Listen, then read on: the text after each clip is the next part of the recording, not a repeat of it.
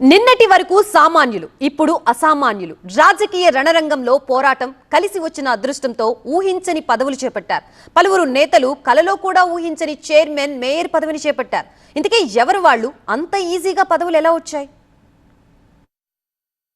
రాజకీయాల్లో ఎప్పుడేం జరుగుతుందో, ఏ రూపంలో అదృష్టం తలుపు తడుతుందో, ఎప్పుడు ఏ పదవి వస్తుందో ఎవరూ ఊహించలేం.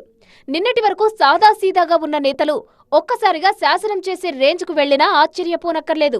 అలాంటి ఉదాహరణలే తాజా మున్సిపల్ ఎన్నికల్లో ఎదురయ్యాయి. అత్యంత సాదాసీదాగా కనిపిస్తున్న ఇతని పేరు మూడ్ గణేష్.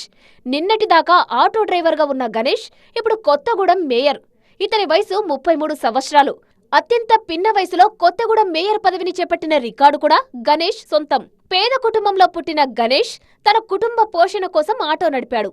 ఆటో డ్రైవర్గా జీవనం సాగిస్తున్న గణేష్కు అనుకోని పరిస్థితుల్లో తాను నివాసం ఉంటున్న కోమటిపల్లి స్థానానికి ఎంపీటీసీగా పోటీ చేయాల్సి వచ్చింది.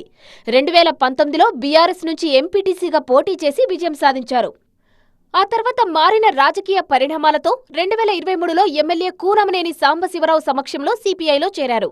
ఈ నెల 11న జరిగిన ఎన్నికల్లో 20వ డివిజన్ కార్పొరేటర్గా ఎన్నికయ్యారు. రాజకీయ సామాజిక సమీకరణాలు కలిసి రావడంతో ఏకంగా మేయర్ పీఠంపై కూర్చున్నారాయన. కాంగ్రెస్తో సిపిఐ ఒప్పందంలో భాగంగా 2.5 ఏళ్లు ఆ పదవిలో గణేష్ కొనసాగుతారు. నిజామాబాద్ రాజకీయాల్లో ఓ సాధారణ మహిళకు మేయర్ పీఠం అదృష్టం రూపంలో వరించింది.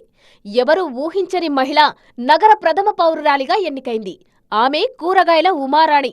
ఇంటి పేరు కూరగాయలు కాకున్నా కుటుంబ వ్యాపారమే ఆమె ఇంటి పేరుగా మారింది.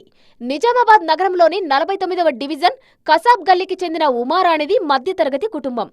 మున్సిపల్ ఎన్నికల్లో 49వ డివిజన్ నుంచి కాంగ్రెస్ అభ్యర్థిగా బరిలో దిగిన కూరగాయల ఉమారాణి కార్పొరేటర్గా గెలిస్తే చాలు అనుకుంది. భర్త సహకారంతో తొలిసారి పోటీ చేసి గెలిచింది.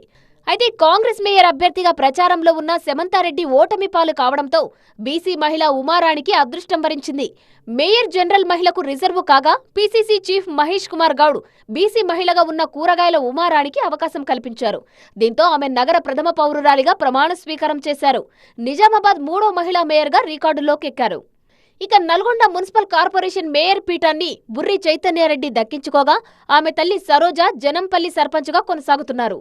మున్సిపాలిటీలో ఒప్పంద కార్మికుడిగా పనిచేస్తున్న ఓ యువకుడు కౌన్సిలర్గా ఎన్నికైన ఘటన ఖమ్మం జిల్లా సత్తుపల్లిలో చోటు చేసుకుంది.